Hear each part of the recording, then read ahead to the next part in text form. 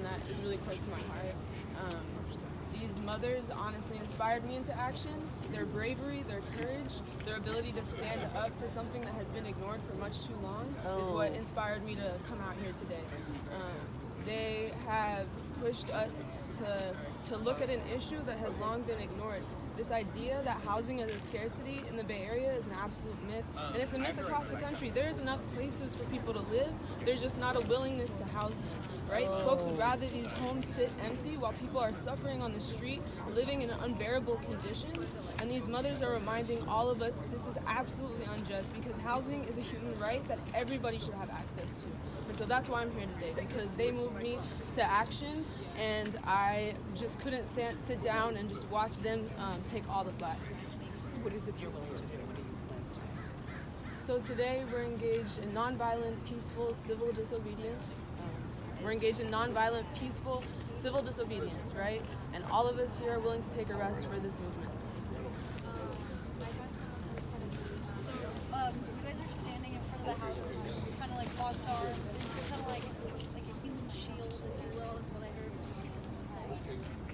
I would say it's we're engaged in nonviolent, peaceful, civil disobedience. That's what we're engaged in today. Are you prepared to be arrested? Yes, we're prepared to be arrested. What's the expectation today? How long will you be? And do you have anything to say about the owners of this property? We'll be here as long as is necessary. We've been asked to be here for as long as necessary, and that's how long we'll be standing. I know the answer is obvious, but what do you want to see the resolution? I would love to see the house be sold to the Community Land Trust, the Oakland Community Land Trust. That's what the mothers have asked for, and that's what I would like to see happen.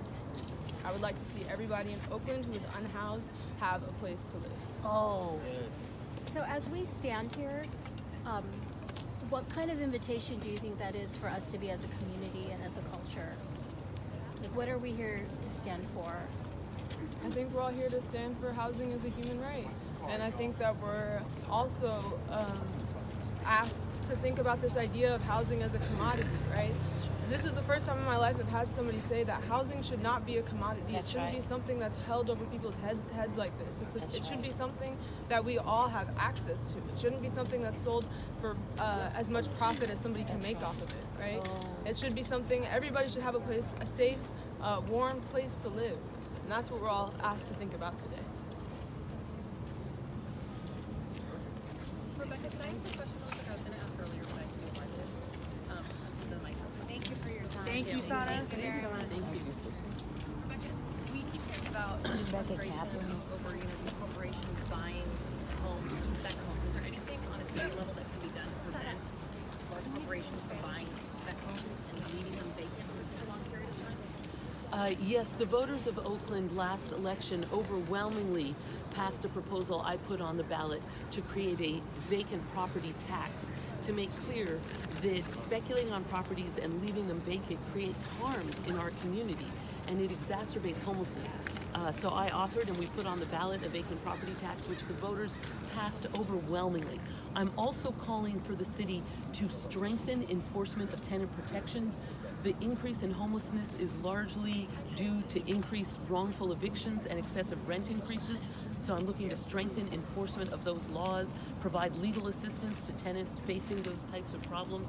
And I'm also asking the city to look at directly acquiring vacant properties in order to house people in them. That the city can buy vacant properties, can do that in partnership with local nonprofits like the Land Trust, and then can provide those to be affordable housing in our community. So those are some of the powers that cities have. We're also calling for the state to change the Costa-Hawkins law, which hurts tenants and eliminates the ability of cities to take certain additional steps to protect tenants that cities would like to take. So some of the pressure needs to be at the state level, but at the local level to enforce tenant protections and to work to acquire vacant properties are two of the steps I'm urging.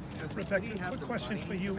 How many out of town? Yes, we have we put money in the budget. The city council unanimously passed a budget in June, which thanks to strong community advocacy included funding for what's called a permanent affordability fund, which is a fund to acquire properties for this exact purpose, to keep them affordable for the community. So we did set money aside for that purpose in our June budget, and I'm urging that we take action to use that to acquire properties to protect situations like this one so we can help house people. How many people or corporations own property in Oakland versus just regular folks who want to buy housing? You know, what's the situation in terms of companies like Edgewood or Wedgewood coming in and, you know, buying a property?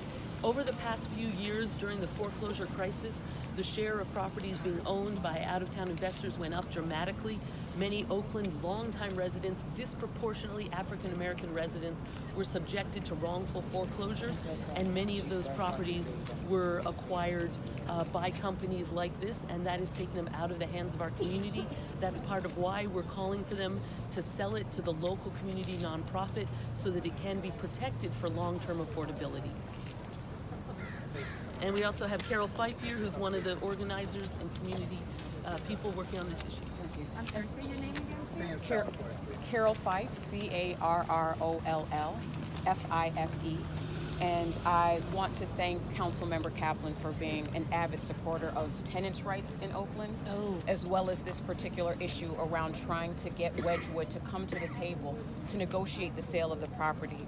But one of the things I do want to clarify, because it's been misrepresented in the media, is that the mothers, once again, as the neighbor said, are engaged in civil disobedience. It's peaceful civil disobedience.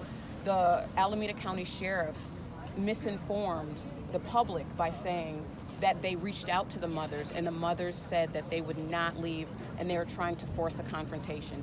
That is an absolute lie, and we say shame on the sheriffs for publicly putting out a statement that was patently false. They have not talked to anyone.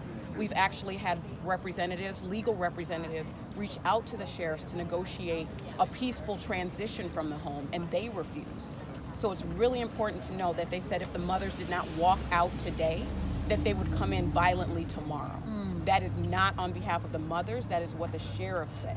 So I want to be really clear that as long as the mothers are in the home, our families, our residents, our concerned folks that are all here peacefully, quietly will be here. So I wanted to make sure that the media knew that. Thank you.